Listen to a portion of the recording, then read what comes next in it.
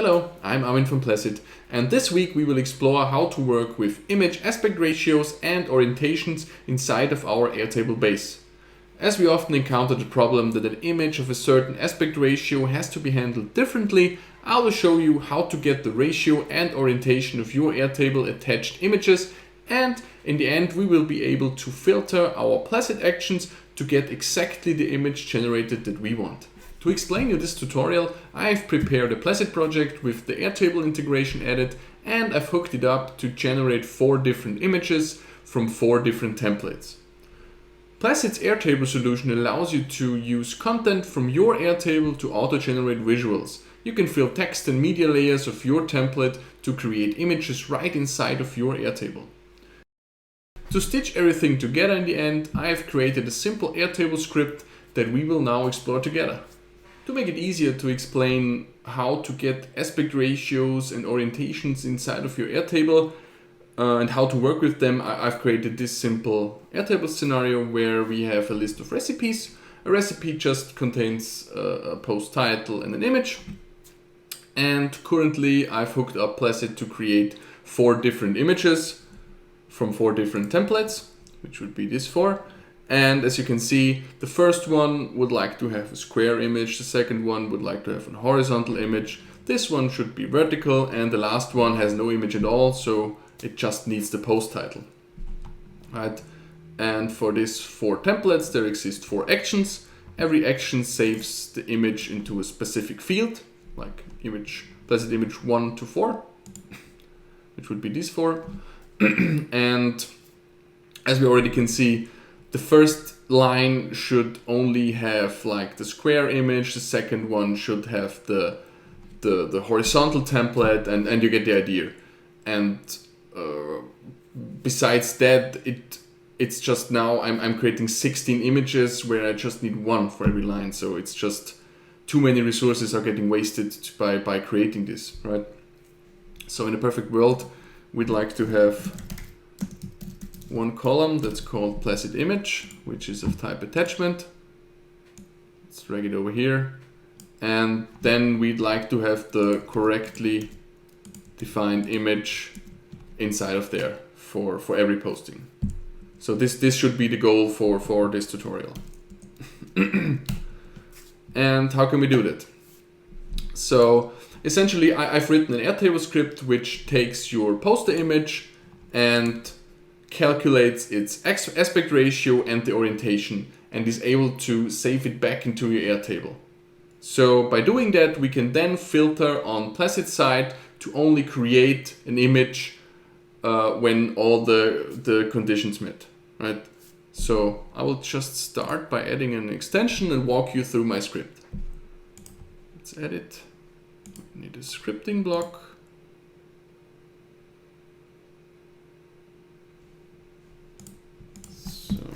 Remove this, and I will just copy in now a piece of code and explain to you what it does. So it's really simple. So at the first line, this is a special function that is just taking an Airtable field of the type image and gives you back the aspect ratio and everything you need to continue. So I've just written this, you can copy and paste it and just use it. And the next stuff are just Airtable scripting commands, like the normal commands. We are going to select the table recipes, we are querying every record, and we are looping through all records. So we are just going one by one, take the image, check out which aspect ratio it has, and save it back. So this is everything that we do, right? So as our first step, when we are running through the records, I'm getting the cell value of the image field, which is this one. So I'm getting the cell value of that. And as we also have lines where are no images, we want to skip those. Right, those get just a fallback image. So we can say if poster images is false, we are just gonna hit return. We hit continue, and we'll just skip this iteration. we can also write an output for that. Output text image skipped. So we can run it. Yeah, one image gets skipped and the others would be able to continue. So maybe we open it in full screen again. As our next step, we already need to get the aspect ratio and the orientation. And this is just done by using our Placid image info function on the poster image that we need. Since the image field can take more than one image, we'd have to take the first one and apply it there. We are just working always with the first image of a collection. So we can just say let Placid image info. This is our variable. And here we use the function. This function takes an argument of images 0. 0 means we take the first image out of this collection. Now let's have a look inside of it. We can just hit output.table.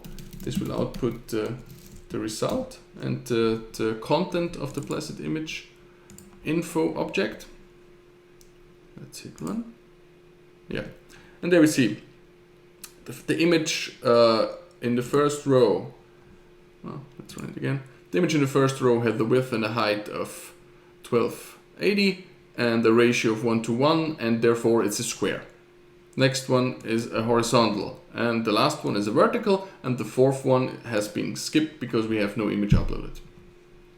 So let's go back to the code. What do we have to do now? Now essentially we only have to update the table, right? So we can say table update record async.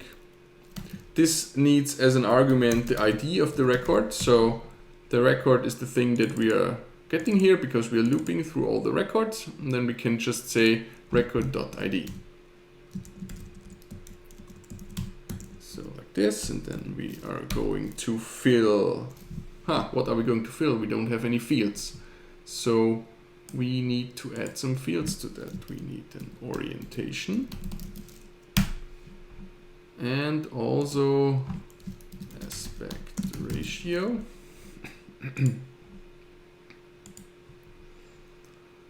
Let's pull them here in front.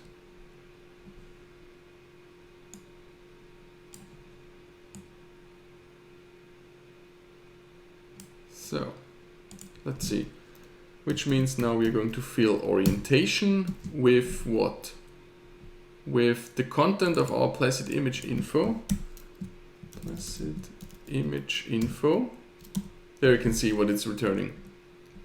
So we want the orientation, so we take just the orientation of that object, and then we want an aspect ratio.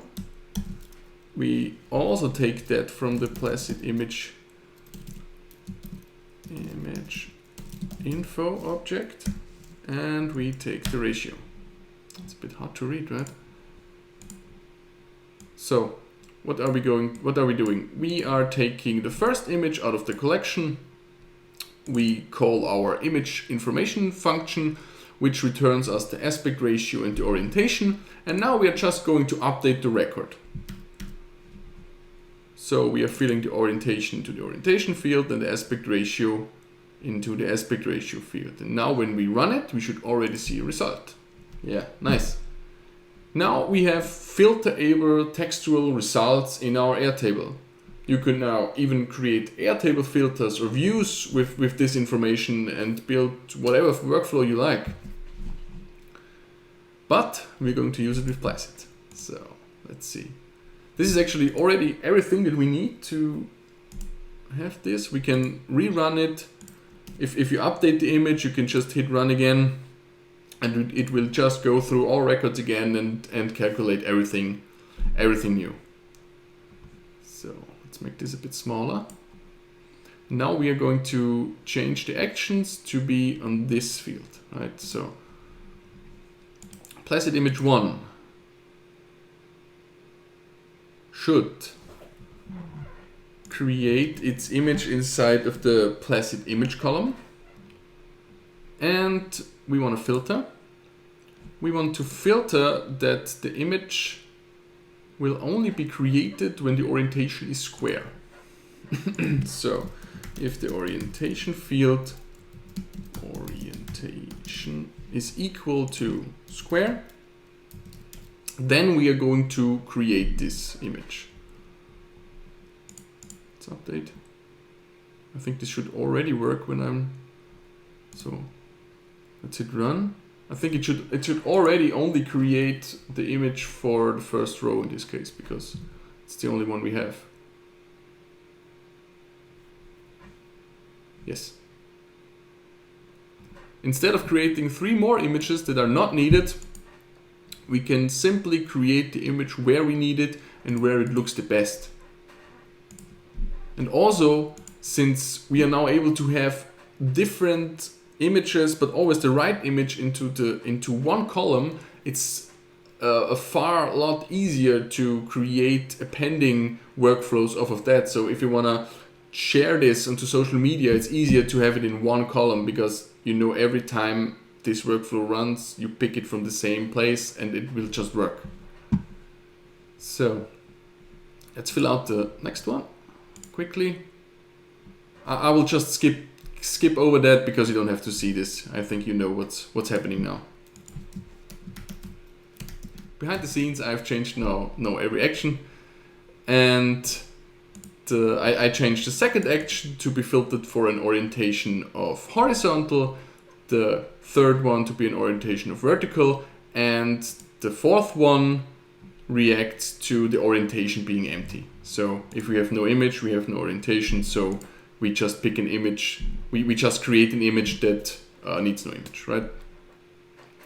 So before we run this, we are going to enhance our script a little bit, because it's a bit tedious to run every action on its own. So we have here under project settings a script which is able to start all of your actions at once. So we can just edit our script that we have. This is the script that is writing all the aspect ratios, and right at the end of the script we are going to put our start all action script. I'm gonna set finish editing, close it, and when we run it, we see now image generation has been started. So every action has been started and the images should roll in now. And I hope those are the correct ones. Yes. Horizontal image with horizontal image. Then we have the vertical one. It's a Pinterest image with the vertical image. And the last one is just a post title because we had no image. Now we don't have to create 16 images for nothing if we only need 4. It's going to delete this.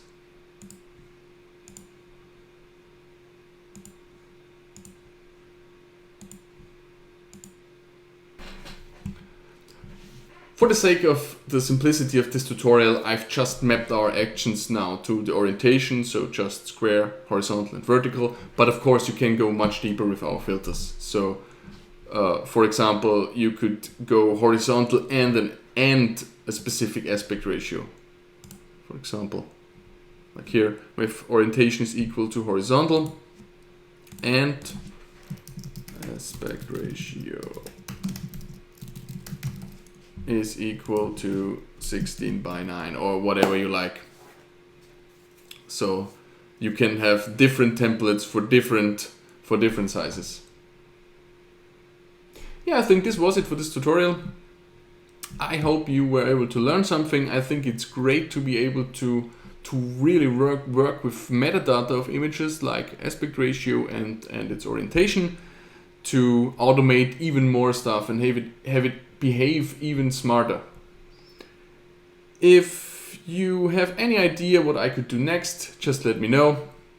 And you will find a written guide with every script to copy in the description and in our blog post. Okay, bye.